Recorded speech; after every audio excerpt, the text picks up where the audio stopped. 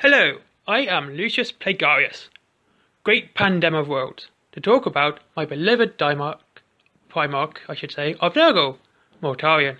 His birth, or landing, whichever you prefer, was somewhat traumatic. He landed on Barbarous, on top of a mountain, in the middle of a battle. Like you do. Barbarous can best be described as a planet covered in a giant fart.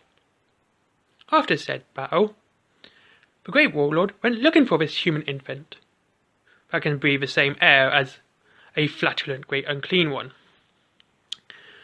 The great warlord was terrified at said infant, and doing what all good dictators do, he took little Morty home, rather than kill the little nappy-shitting bastard. I'll be honest, this could be Nurgle telling him not to. We will give him the benefit of a doubt. So, the warlord in presence knows picking primarch. Well, smart move. But he teaches him how to fight and the art of warfare. Exceptionally dumb move. And like all good primarchs, he escaped his confinement. Hang on. You useless wet fart. And decided to take a little jaunt down the mountain, to have a good old look to see if the planet had just farted, or did it follow through as well. When he got to the bottom, he found some scrawny meat sacks of human beings that synchronously shut themselves at the sight of Mortarion. As they all knew, monsters lived on the mountain, and here was a huge, giant, pallid-looking, pasty, snot-nosed primarch. They were shutting themselves big time. This is the point. The story goes a little bit Disney, a little bit soft and squishy. How, if there was a romantic, it would have been made a movie out of. Well, Mortarion was gently picking roses, or doing whatever manual labour the villagers wanted, and the villagers were now taking shifts at shitting themselves at the sight of this monster, and, of course, the man who made brown pants was obviously laughing his way to the bank, where the trust in Mortarion increased. It wasn't until a lesser warlord decided to take his army for a stroll to the village to get some of that old ultra-violence. The villagers were woefully underarmed, with only torches and pitchforks. Good for chasing Frankenstein, not so much from walking demonic shit and snot monsters. Mortarion walked and killed everything. Mortarion started to train the strongest humans into elite fighting force and called these the Death Guard. And then he showed the blacksmiths how to make weapons instead of tools. So he went on to conquer Barbarous. Hang on. Though he practically reigned over the complete of Barbarous, there was one warlord alive, his dear old adoptive daddy. But he was where even Mortarion couldn't breathe. So after years of preparation, he decided to head off to see old daddy for a good old family reunion, and it went as most family reunions do: bloodshed, horrible toxic gases, and people crying and almost dying. And just as the warlord was about to give him a view of his bloody neck stump from the floor, the Emperor stepped in and decided the warlord's head would look better rolling around rather than in between his shoulders. After having his ass saved by the Emperor, you'd think Morty would be grateful. Nope, he was pissed. The Emperor put him in charge of the 14th Legion, the Dusk Raiders. Mortarion went on to change their name to, obviously, the Death Guard. We get to the Great Crusade and the Horus Heresy. Now there are two things that need to be discussed. First, Horus wasn't entirely sure if Mortarion would turn against the Emperor or not.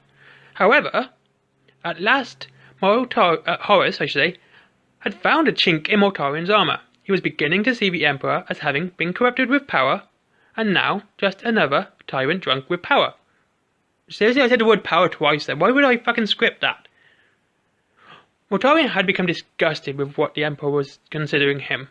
A warp-tainted aberration. Oh, sorry, let's grammar there, sorry, poor grammar. The Emperor was... He was actually pissed at what the Emperor was. considering him a warp-tainted aberration, like his tyrant adopted father. Horus used Mortarion's disgust of the warp to his advantage, arguing that the Emperor had used the warp in the creation of the primarchs. The other is the turn nurgle, is the way he turned to nurgle. Old lore says that nurgle forced Mortarion's hand when he literally had to beg to nurgle to spare his men.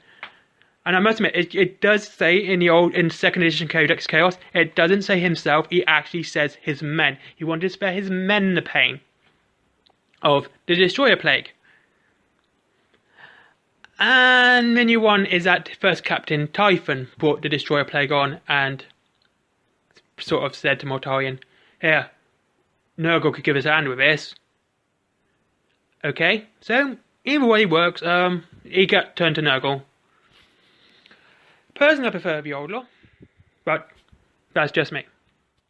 Also, during the Horus Heresy, Mortarion had quite a contempt for Fulgrim, Robo-Girlymon, and anyone he considered having a better upbringing than him, like a libtard feminist with anyone who happens to have a bit of money and doesn't wish to share the wealth because he fucking earned it.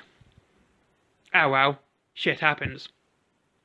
So, basically, this all happened when the bit where he turned to Nurgle was stuck during a warp storm in the warp. And when they came back into reality, just before the Siege of Terror, that was when they had gone from the pristine, stoic Death Guard to the disease-ridden, feces-spewing, vomit out their ears, Plague Marines Death Guard. Now, since their escape into the Eye of Terror, the Death Guard has actually grown in size, that more or less, now this is unlike the World Eaters and the Emperor's Children. Well, not going to bring Thousand Sons into this because obviously that's an entirely different thing.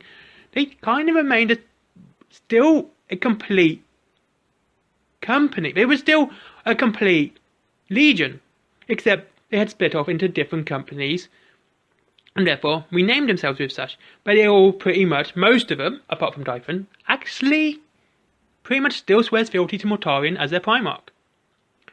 And it's grown because of Mortarion's absolute anal recruitment policy, as in he recruits as fast as he can. Oh, to be fair, he just literally got a cover him with snot, and that's a Plague Marine for you. The other thing is, during the Horus Heresy, he hated Psychers. He absolutely abhorred them. He didn't have them in his legion as much as they were wanted to be there. And now, the Death Guard are literally second to the Thousand Sons for sorcerers. Anyway, if you want to hear some other lore, like what happened, stories, anything, leave a comment down below, like and subscribe, and have a good day.